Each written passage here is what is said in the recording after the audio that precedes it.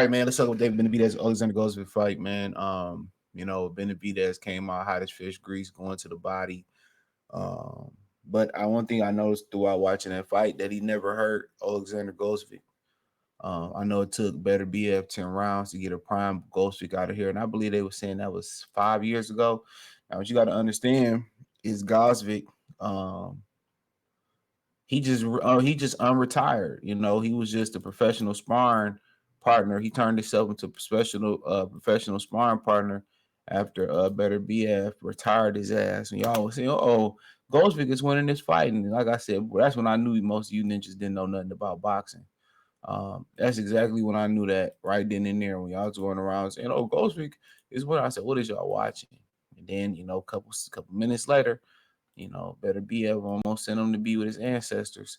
And he's 37 years old, so he fought Better BF in 2019. So yeah, about 4.5 years ago, a little bit less than that. So but then you go through it. He took about 3 years off. Yeah, about 3 years off. He took came back versus a guy 34 and 2. Then he came back 3 months later, getting activity back. Came, I think he with Canelo Promotions now. Came back with a guy 19 6 and 1. So we have 3 fights in 2023. Super active. Came back in September. And them all on Canelo cards, I would imagine. I definitely could be wrong. Canelo Ryder. And then this last one he fought. Yeah, it was Canelo Ryder, my bad. Oh, Canelo Charlo. So yeah, it was both Canelo cards. Then he came back and he fought a guy 28 and 4 at 180. The guy came in way in overweight though, but bullshit made the weight.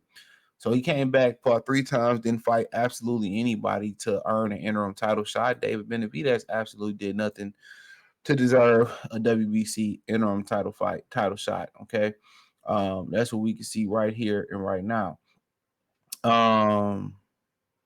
But they fought politics. And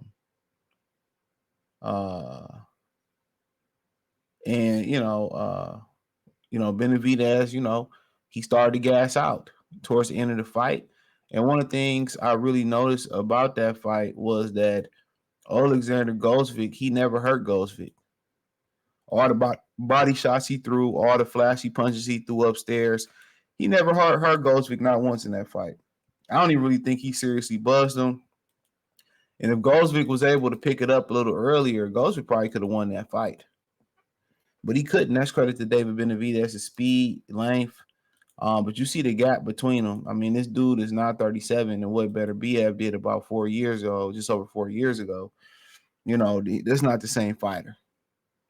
This guy's almost 40, and he couldn't get him out of here. Now, he's hella durable, though. We seen that in the Better BF fight. He took ass whooping for 10 rounds. That's a lot of ass whooping he took. He durable. So that we can't say he is. He durable. He durable. He durable. So that we can say. He is durable.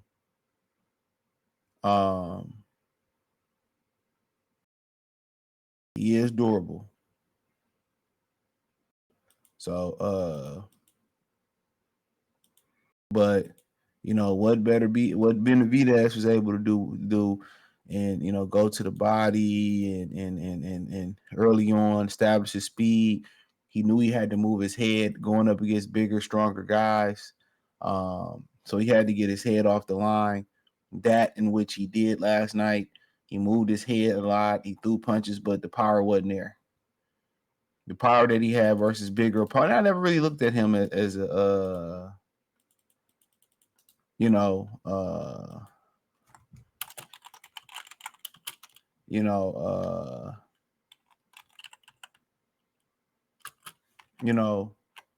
as a power punch, as a big power puncher. You're just bigger than everybody else, and he's an accumulation.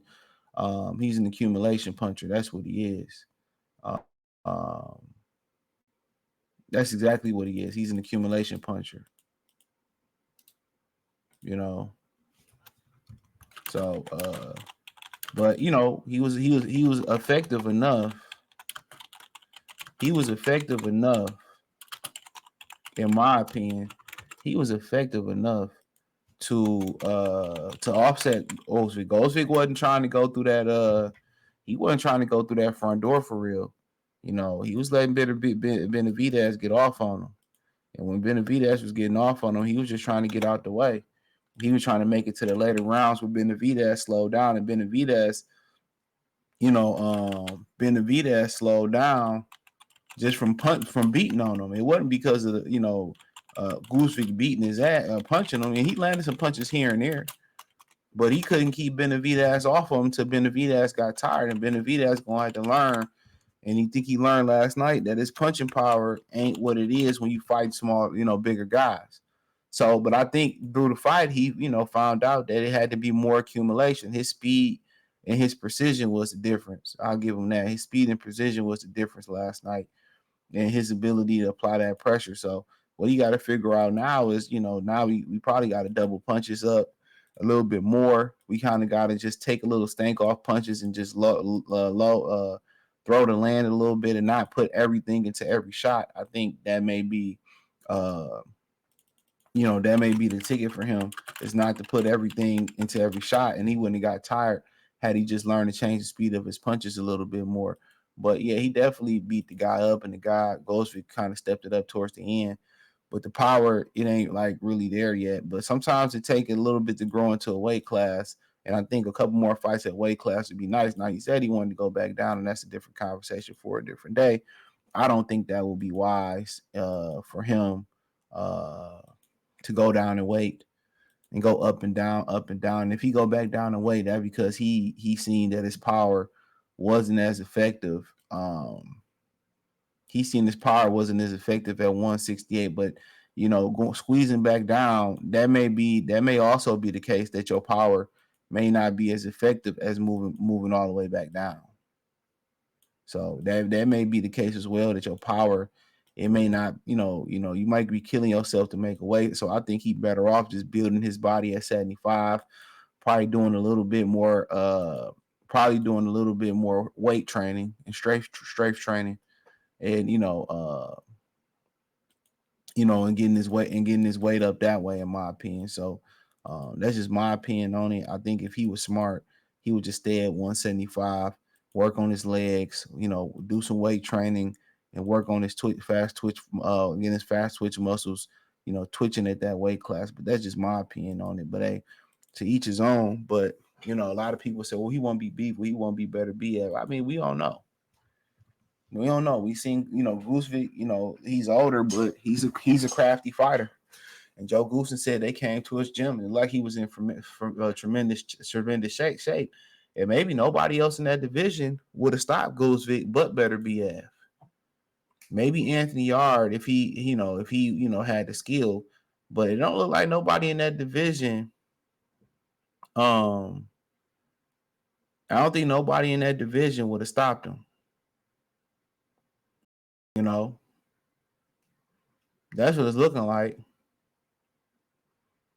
It's looking like nobody in that division would have stopped him, but better BF.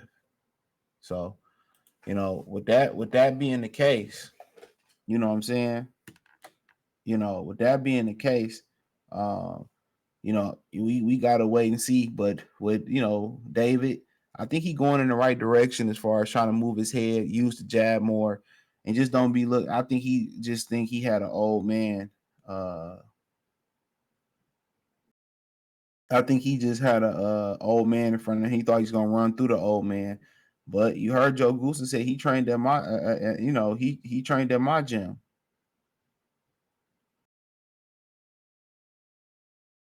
He said he trained at my gym, and he's ready for this fight. And he was. If this was a 15-round fight, Benavidez would have been in trouble.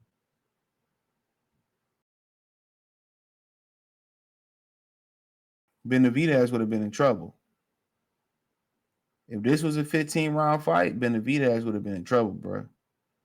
But at that point, also, I think at that point, also, he probably would have paced himself.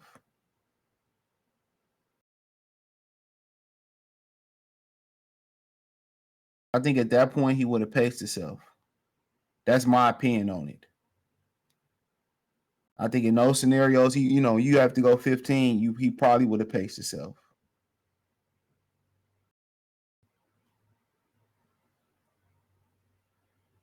That's just my opinion on it. So I feel like he probably would have paced himself, but he figure out that everybody that he in there squabbling with is at that way. Now you got to figure out a different way to try to stop these guys. Now you got to hide your punches and do uppercuts, and obviously naturally he's saucy. You see some things and he doing there that's flashy and that's nice, but now it's probably just doing some things that's being more effective. Like staying behind the jab more, doubling, tripling up, doing things off the jab. I think that might have to be the ticket for him. But I mean, uh, but we'll see. We'll see. Um,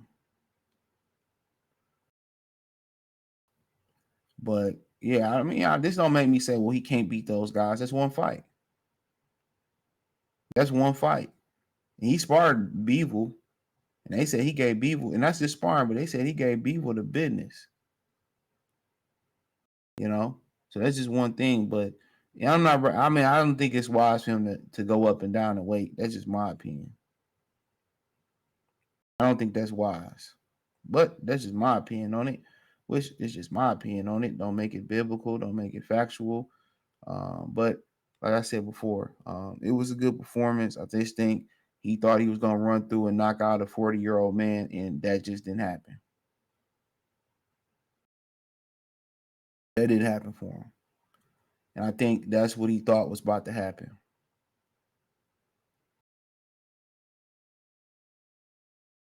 You know, I think that's what he thought was about to happen. And that did not happen. So then he got tired, and you know what I'm saying. So he got, I mean, hey, he had to figure that stuff out. But hey, you can't just assume that you just gonna run through somebody. That's not how that works. But I thought he was at 40-year-old, but I ain't the one in there training and taking the punishment. But hey, thumbs up the video, share the video, subscribe to my channel. That subscribe button is the bell icon button. Hit the link tree, find me on X, Instagram, Spotify, Anchor, Cash App, Venmo, PayPal, Apple Podcasts, Amazon Music. Check out the Patreon. Appreciate everybody supporting the channel. Let me know what you girls and guys think in the comment section. Peace.